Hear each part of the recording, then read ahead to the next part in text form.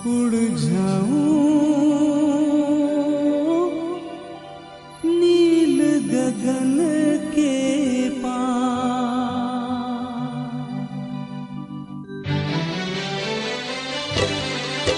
मैं पंछी बनकर उड़ जाऊं नील गगन के पार, जहां बाबा बैठे कर रहे हैं मेरा इंतजार। मैं पंछी बनकर उड़ जाऊं।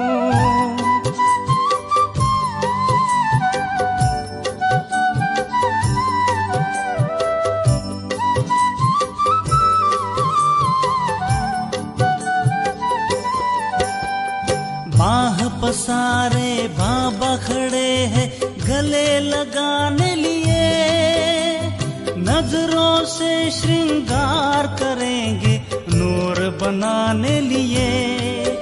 दिल की बातें दिल से करूं, दिल की बातें दिल से करूं, हो उन पर बलिहार। जहां बाबा बैठे कर रहे हैं मेरा इंतजार। मैं पंछी बनकर उड़ जाऊं।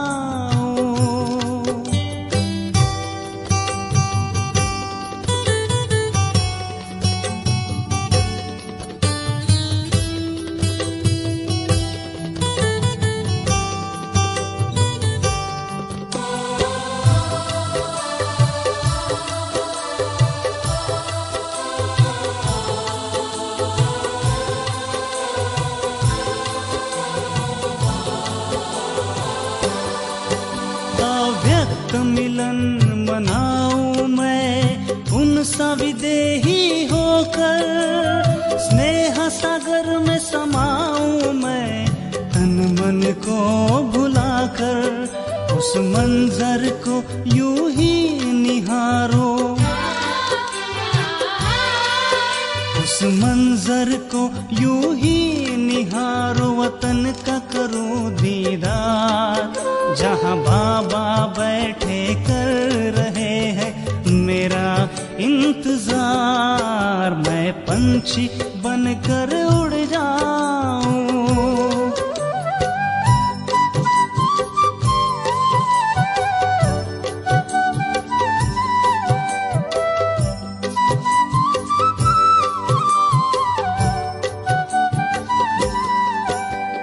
मूल वतन घर को चलूंगा बाबा के साथ में, उन जैसा फरिश्ता बनूंगा देकर हाथ हाथ में।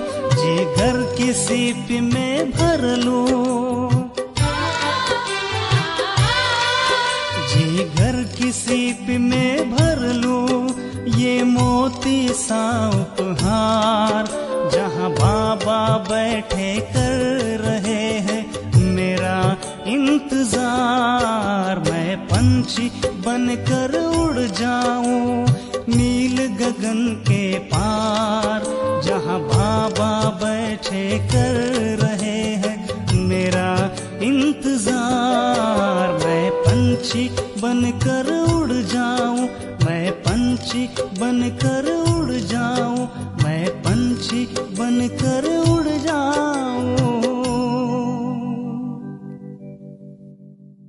ओम शांति। आज 7 नवंबर 2024 की साकार मुरली। मीठे बच्चे, शिव बाबा आया है तुम्हारे सब भंडारे भरपूर करने। कहा जाता है भंडारा भरपूर काल कंकट दूर। प्रश्न, ज्ञानवान बच्चों की बुद्धि में किस एक बात का निश्चय पक्का होगा? उत्तर, उन्हें दृढ़ निश्चय होगा कि हमारा जो पाठ है वह कभी घिसता मिटता नहीं। मुझ आत्मा में 84 जन्मों का अविनाशी पाठ नुधा हुआ है। यही बुद्धि में ज्ञान है तो ज्ञानवान है, नहीं तो सारा ज्ञान बुद्धि से उड़ जाता है। ओम शांति। बाप आकर रूहानी बच्चों प्रति क्यों कहते हैं? क्या सेवा करते हैं? इस समय बाप यह रूहानी पढ़ाई पढ़ाने की सेवा करते हैं, यह भी तुम जानते हो।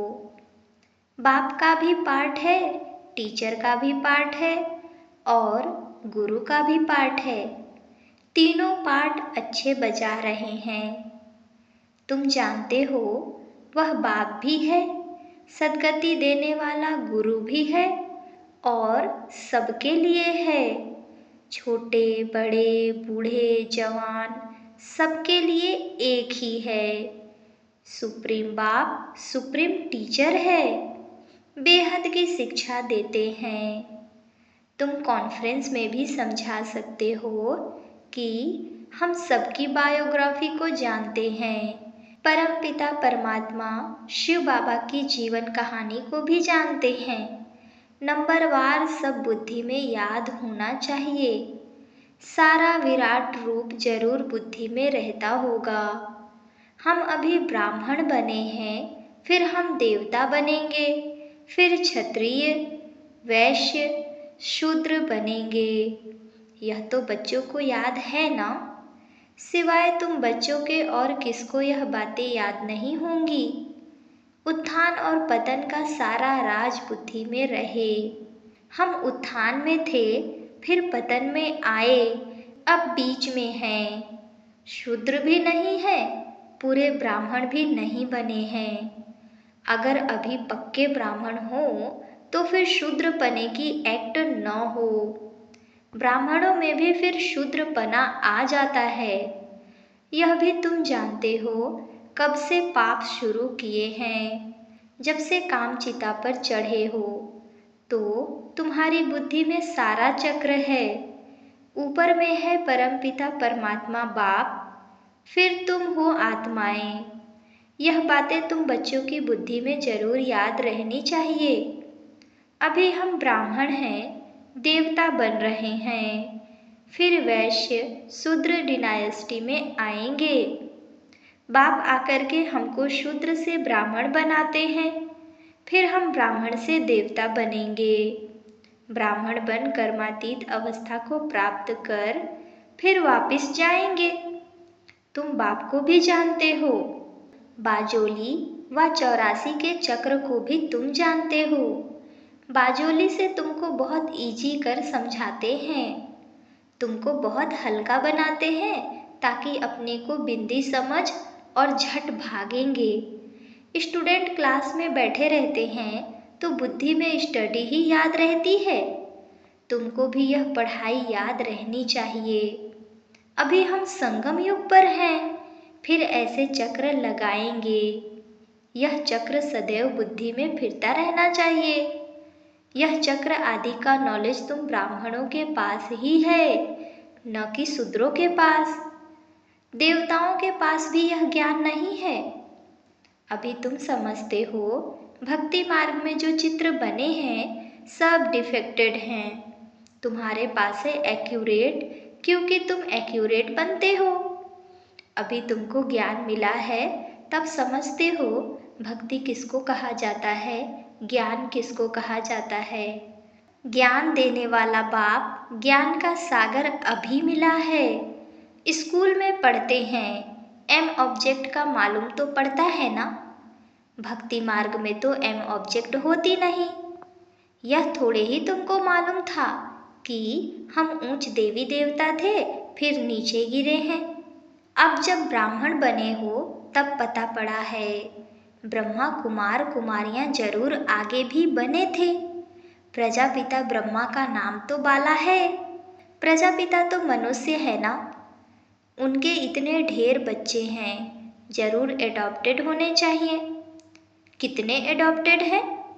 आत्मा के रूप में तो सब भाई भाई हो। अभी तुम्हारी बुद्धि इतनी दूर जाती है। तुम जानते हो जैसे ऊपर में स्टार्स खड़े हैं, दूर से कितने छोटे दिखाई पड़ते हैं। तुम भी बहुत छोटी सी आत्मा हो।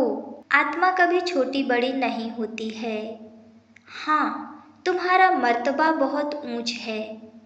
उनको भी सूर्य देवता, चंद्रमा देवता कहते हैं। सूर्य बाप, चंद्रमा माँ कहेंगे। बाकी आत्माएं सब है नक्षत्र, सितारे। तो आत्माएं सब एक जैसी छोटी हैं, यहाँ आकर पाठधारी बनती हैं। देवताएं तो तुम भी बनते हो। हम बहुत पावरफुल बन रहे हैं। बाप को याद करने से हम सतोप्रधान देवता बन जाएंगे। नंबरवार थोड़ा थोड़ा फर्क तो रहता है। कोई आत्मा पवित्र बन सतोप्रधान देवता बन जाती है, कोई आत्मा पूरा पवित्र नहीं बनती है, ज्ञान को जरा भी नहीं जानती है। बाप ने समझाया है, बाप का परिचय तो जरूर सबको मिलना चाहिए।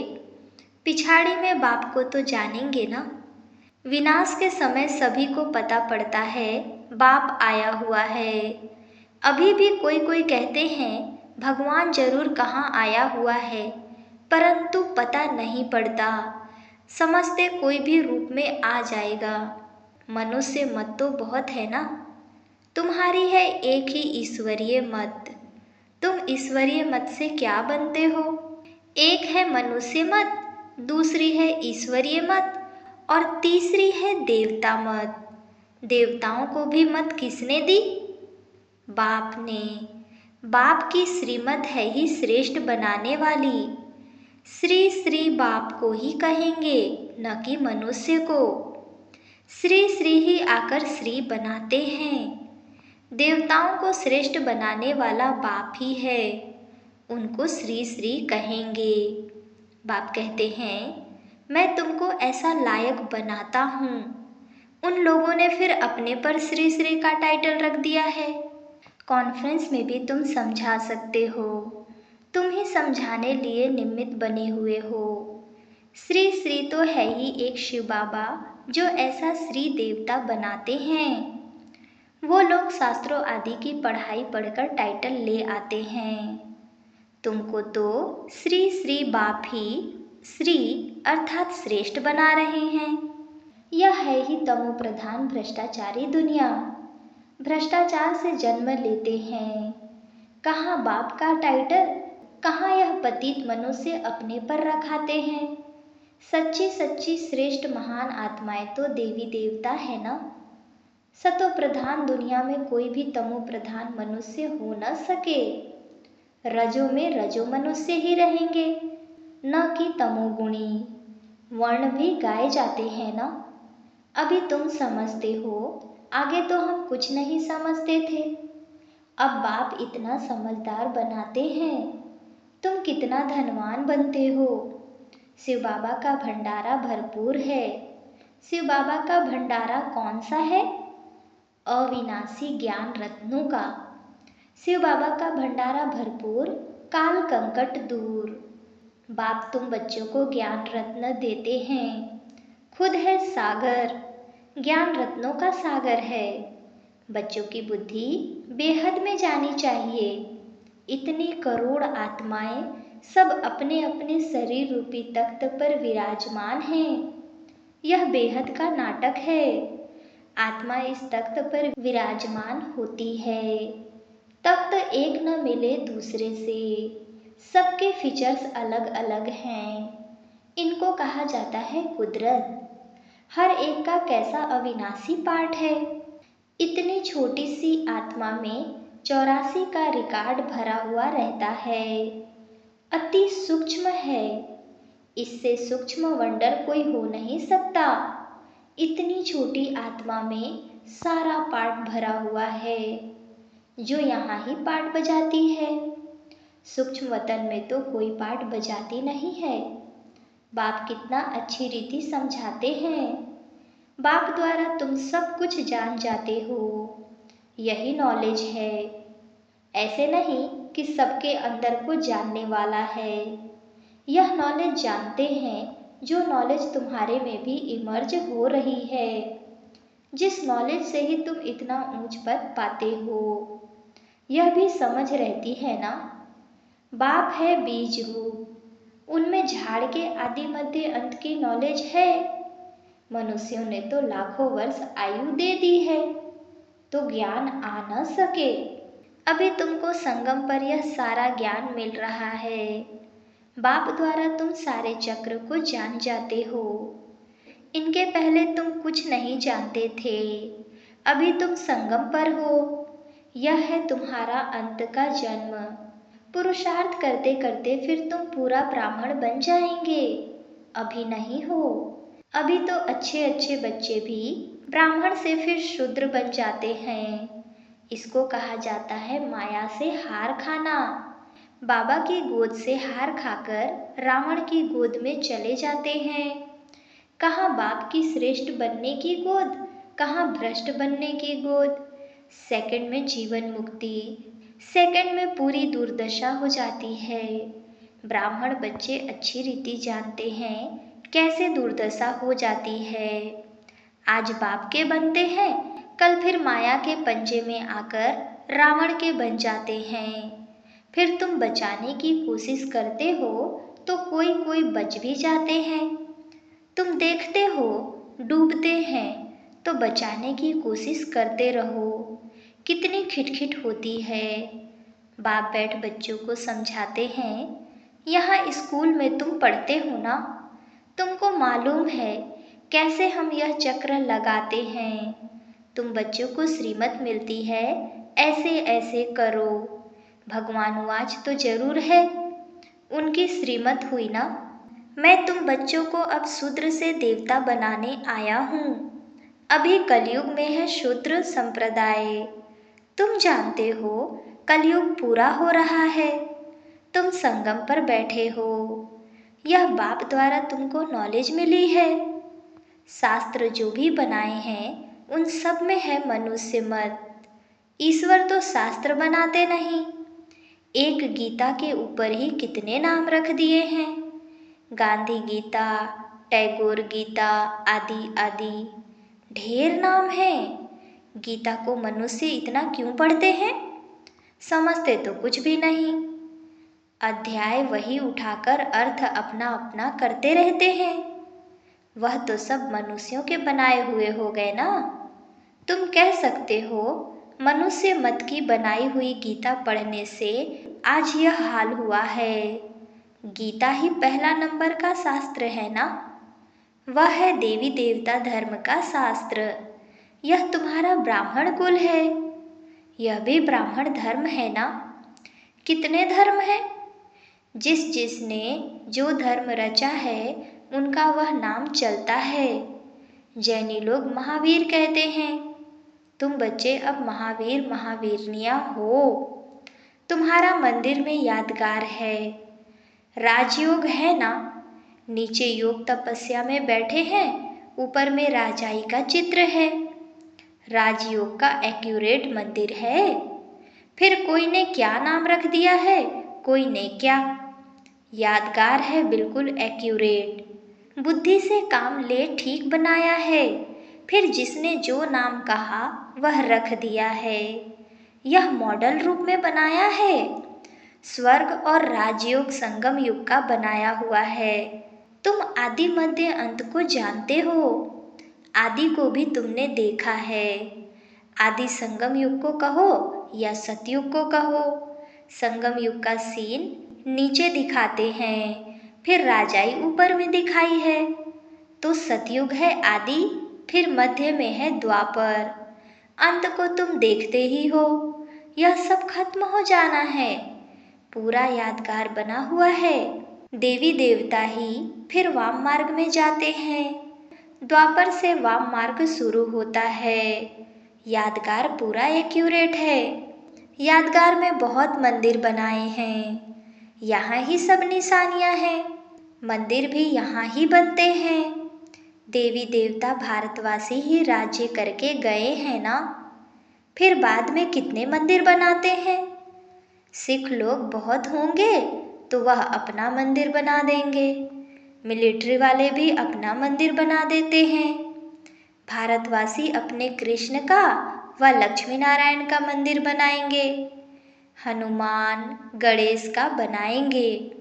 यह सारा सृष्टि का चक्र कैसे फिरता है, कैसे स्थापना विनाश पालना होती है, यह तुम ही जानते हो।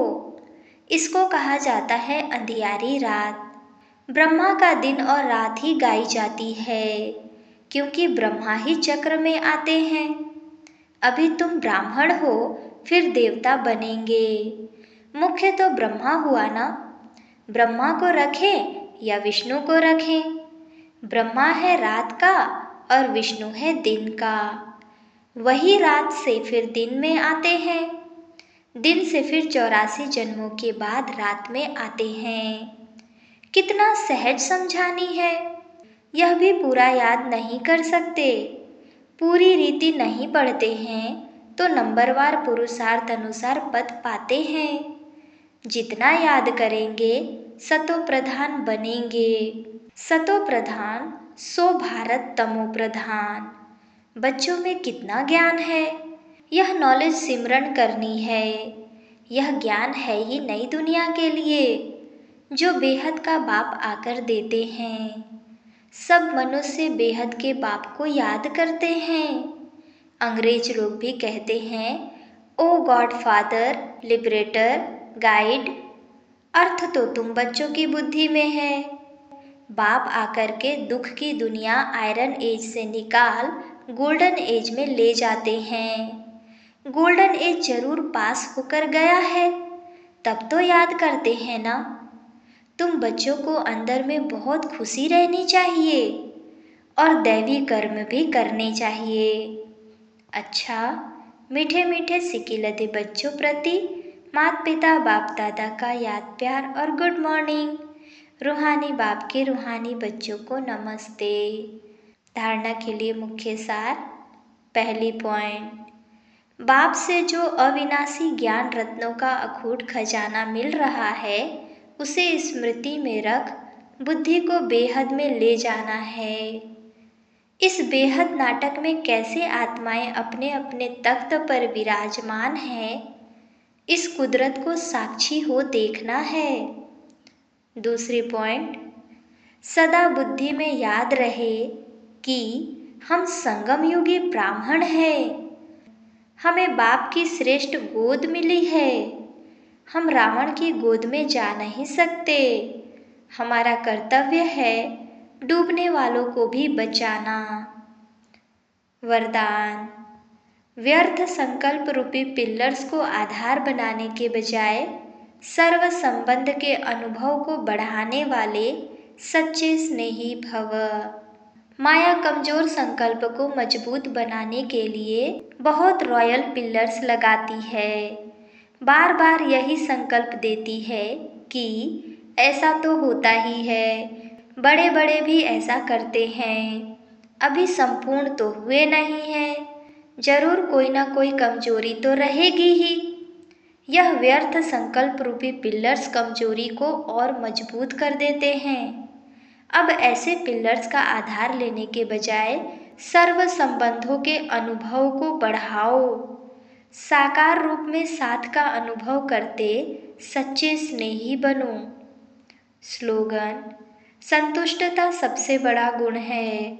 जो सदा संतुष्ट रहते हैं वही प्रभु प्रिय, लोकप्रिय व स्वयं प्रिय बनते हैं। अच्छा, ओम शांति।